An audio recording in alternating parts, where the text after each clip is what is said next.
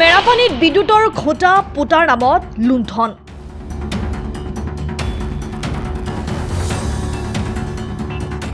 APDCL আৰু ঠিকাদাৰী প্ৰতিষ্ঠানৰ বুজাবুজিৰ অভিযোগ।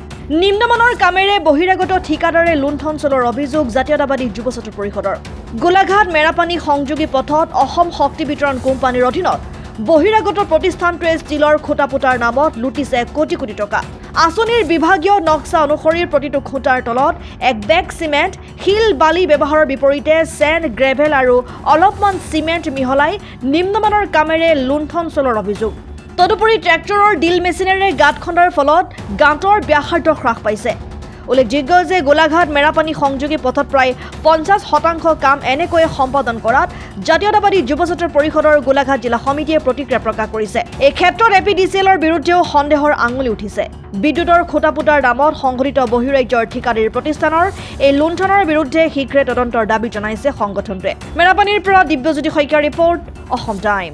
আমাৰ গোলাঘাট মেৰাপানী ৰোডৰ কাষতে এতিয়া নতুনকৈ বিদ্যুতৰ খুঁটা কিছুমান মানে স্থাপন কৰা হৈছে। তাত দেখা গৈছে যে আপোনাৰ গাঁত যিটো খান্দিব লাগে, তেওঁলোকে গাঁত মানুহৰ সৈতে অকণ ডাঙৰকৈ খুন্দুৱাই তাত ঢালাই কৰি পেলাই শিল বালি চিপছ দি পেলাই ঢালাই কৰি পেলাই মানে খুঁটাসমূহ স্থাপন কৰিব লাগে। যিহেতু এই খুঁটাটো বৰ্তমান এবছৰ দুবছৰ 30-40 বছৰৰ কাৰণে নহয়, আচলতে এইটো এটা জীৱন জোৰাৰ কাৰণে এটা বনোৱা হৈছে, মানে বহুত বছৰৰ কাৰণে বনোৱা হৈছে। কিন্তু আমি এটা দেখা পালোঁ বা তেওঁলোকে যিসকলে কাম কৰিছে তেওঁলোকেও কৈছে, জনাইছে আমাক যে খুব বেছি 30 বছৰ এইকেইটা যাব খুঁটা। যিহেতু তেওঁলোকে যিটো পৰিমাণত বালি ব্যৱহাৰ কৰিব লাগিছিল, চিমেণ্ট ব্যৱহাৰ কৰিব লাগিছিল, চিপছ ব্যৱহাৰ কৰিব লাগিছিল, নাই কৰা। তেখেতে অকল চেন গেপেল আমাৰ পাহাৰৰ দাঁতিৰ পৰা আনি পেলাই চেন গেপেল দিয়া চিপছ অলপমান চিমেণ্ট মিলাই তেওঁলোকে এই খুঁটাসমূহ স্থাপন কৰিছে, যাৰ ফলত খুব কম দিনৰ ভিতৰত এই খুঁটাসমূহ দুৰ্বল হৈ যোৱাৰ এটা সম্ভাৱনা আছে।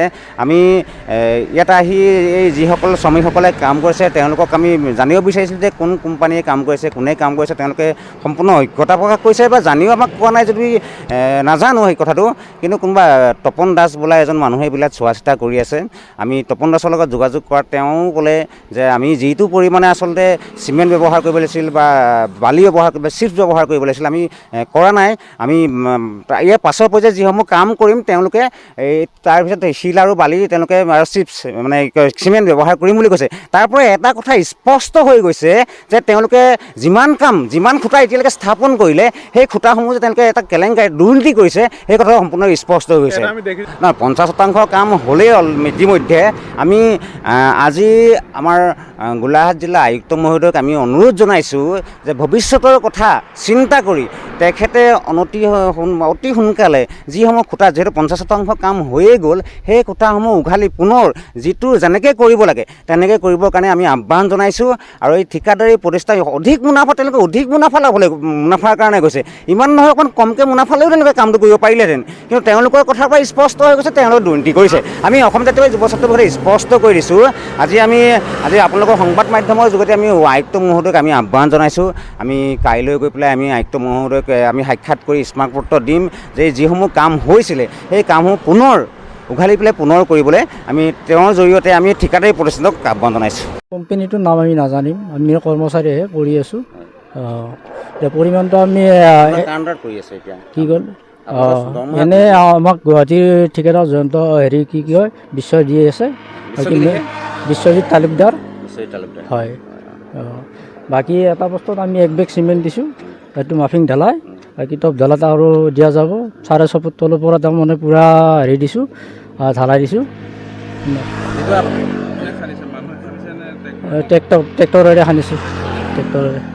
আপোনালোকে ভাবেনে এইটো এটা জীৱনৰ কাৰণে বনাইছে, মানে বছৰৰ কাৰণে বনাইছে? যিটো ট্ৰেক্টৰে খান্দি পেলাই এইটো আপোনালোকে বস্তু পুতিছে, এইটো কিমান দিন যাব বুলি ভাবে আপোনালোকে? আনুমানিকটো বহু বছৰ যাব, 30 বছৰৰ কম নাযায়। কিন্তু এইটোতো আমি জনাত 30 বছৰৰ পিছততো ইয়াত আকৌ নিৰ্মাণ কৰিবলৈ নাহে কোনো। হয়, এইটোতো এটা জীৱন জোৰা বহুত বছৰৰ কাৰণে এইটো আমি কৰিছে বুলি গম পাওঁ। আৰু যি পৰিমাণে আপোনালোকৰ ইয়াত বস্তু ব্যৱহাৰ কৰিব লাগে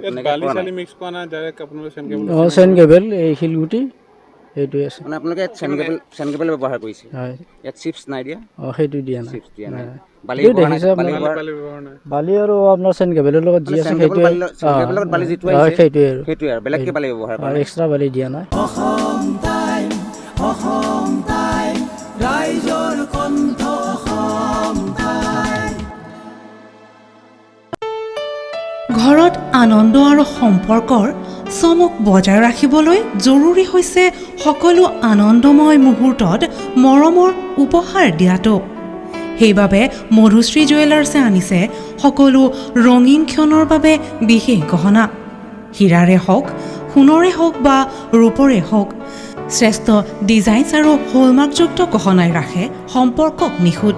তেনেহ'লে আজিয়ে আনক আনন্দ মধুশ্ৰী জুৱেলাৰ্ছৰ সৈতে।